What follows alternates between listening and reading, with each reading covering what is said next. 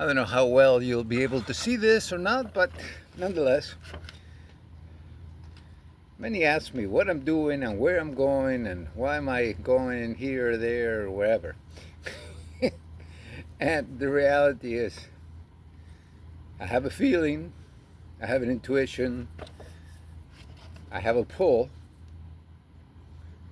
and I've done this several times in my life. And each time I've been drawn to do something which makes absolutely no rational sense whatsoever. And I understand that only too well because I'm usually a pretty rational person. I think things through, I try to figure them out, I find the most efficient way so that I don't have to work too hard, so on and so on. But there always comes a point where I have to take a leap of faith. You know, there's this say that I think it came from Richard Bach's book, but I can't remember for sure. It's like when you come to the end of the road, one of two things will happen. Either you'll grow wings or the road will rise up to meet you. And I have been blessed, like I've mentioned many times, to always have had something happen from another dimension that lifted me up and carried me to the next step or whatever. And it's always required me faith, lots of faith, with no guarantees of anything. I remember when I quit real estate, and at the time I was doing real estate and leading meditation classes and doing massage and this and that. And I remember telling people, it's very strange to me because I know that I'm jumping off a cliff and I'm going to be smashed into little bits. And that's not the strange part. The strange part is that I'm doing it consciously, knowing that. But invariably, when I've done that, then these other things came up that there was no way to know ahead of time that allowed me to see or be in a different place emotionally, spiritually, that opened up other vistas to me. And I wouldn't trade that for the world. I think the big advantage that I've had is that my family has always been that way. And because of that, that has been modeled for me. And there hasn't been, I mean, there's certainly lots of fear around doing all of that. But there's also the realization that there's this other thing guiding everything. So when I did that the first time, I was able to be much more calm within myself and be of help to other people in some ways. Then when I sold everything and went traveling in Mexico, I have had lots of experiences that were out of this world in many ways.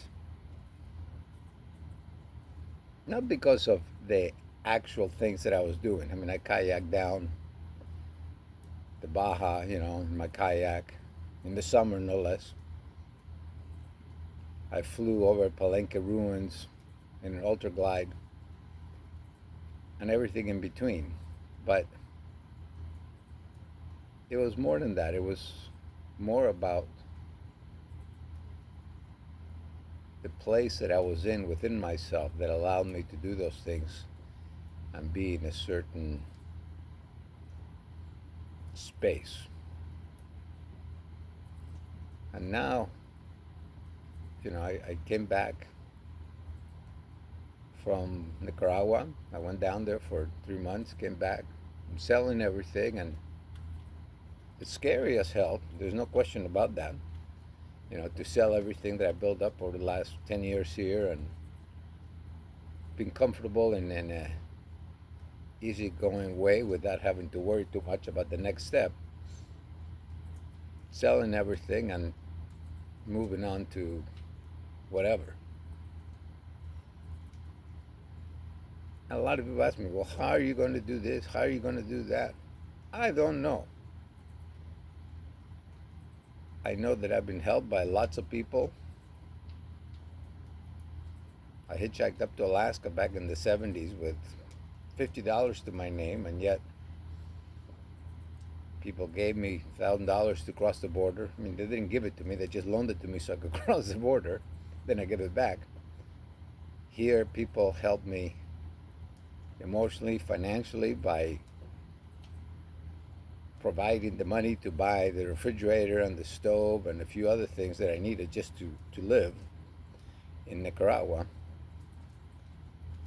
And I'm sure things will sell, and if they don't sell, well, they won't sell. It's as simple as that. Um, I'm excited about the next chapter, even though I don't really know when the next chapter is. And that's, I do a lot of different divination things, whether it's astrology, numerology, or just meditation. And answers come to me when I do that. And I know they don't come to anybody else the same way, but it's been proven to me over and over again that for me, at least, they work. So I do that, and everything keeps telling me have no fear, move forward. Having the fear is part of the process of everything. It's really not about not having fear, it's about doing it even if you do have fear. Now, that isn't to say that you should go and do stupid things, like drive a car at 200 miles an hour in a 25-mile-an-hour zone just because you think you can. but there is guiding lights. So I am doing that. It's amazing because when I came, the whole house ran flawlessly for 3 months. I left the electricity on, the refrigerator was on, everything worked perfect. The day after I got here, I mean, everything went sideways. The water tank broke, and I had to fix that today. The, the inverter overheated, been working on that. Granted, it's been 110, 115, so that doesn't help any either. Um, the transformer that was running the 220 air conditioner actually caught on fire while I was sleeping in the living room. Thank God I was there to catch it. So there's all the signs that it's time to move on. I would love nothing better than to sell everything on the last 2 or 3 days so that I have a place to live, but whatever. If I sell everything tomorrow, then that'll be that. But it's not even about the money so much. It's just something happening on a deeper level. It's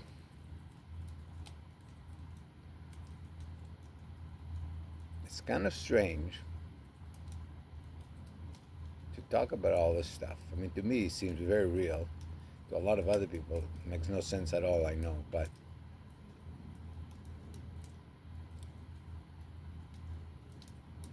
I've learned that when I feel like I should say something about something, I say it because, one, because I have a need to say it within myself, but also because a lot of times, even when I don't know what the hell I'm talking about, it seems to be the right thing for somebody that gets something out of that. So I hope whatever you're going through your life, I'm in Facebook a lot. Not lately because the stupid internet's not working, but usually I'm in Facebook a lot and I read, what people say and what they do and how there's so much fear, whether it's about the political thing or about the fact that their van is breaking down or whatever. And all those things are important, but they're just emotions that if we get too attached to them, they blind us to ourselves and our higher self. And that's why advertising works so well, because people can be manipulated very easily by their emotions. I mean, one can look at one's emotions. Oh, I'm feeling fear now. Oh, I'm feeling happiness. Oh, I'm feeling love. Blah, blah, blah. And be outside of yourself while you're doing that. Be the observer, if you will. Or you can be totally tied into that, which when you're happy is wonderful, but when you're sad, sucks. Or when people are trying to take advantage of you, it really sucks and you get indignant, and then you create that energy within ourselves. And that makes it even worse.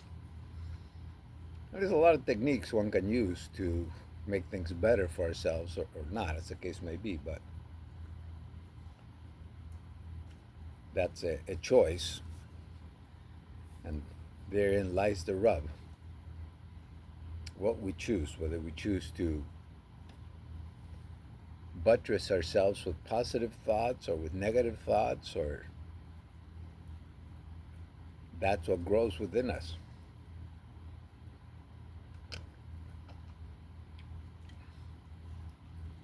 You know, I could look at all the stuff that's gone wrong here and think, oh my God, everything is against me and blah, blah, blah, blah, blah, blah, blah, which a lot of people take. Or I can look at it and say, okay, I'm being tested to see if I have the wherewithal and the resolve to overcome these petty issues. Because in the grander scheme of things, there's petty issue and there's bigger issues. Loving ourselves, loving our fellow man, loving God, you know, whatever. There's a lot of things. And those are how we look at everything determines what we see. And you know, I have lots of friends that say, "Oh no, but you know, you're not seeing the reality of the world," and blah blah blah. And the reality is that it's been proven scientifically that the reality that we see is 10 to 20% at the most of what's out there. So, from my perspective, the question is not why is reality so screwed up, but rather why am I seeing this 20% slice of the 100% that's out there? You know, we can look at everything that's happening that's bad. You know, like now, for example, you know, with the hurricane Helene and the eastern seaboard there, you know, I mean, some lives have been turned upside down and erased in many ways. But then there's a lot of good that's coming out of it. People are coming together, they're helping, and we can focus on either or, you know. But that's our choice, and that's the one choice that we have. So I'm making the choice to go forward into the unknown, because it truly is unknown. Day by day, everything happens for a reason, but I don't know what it is half the time. But half the time, let's not be optimistic. 90% of the time, I don't know what the heck's going on. But I still have this other little part in the back of my head that guides me, so I trust that implicitly. So that's my little speech for today, if you will. I just wanted to share that. I don't know that you can see me too much because it's pitch black out here now, but oh well. Have a great day.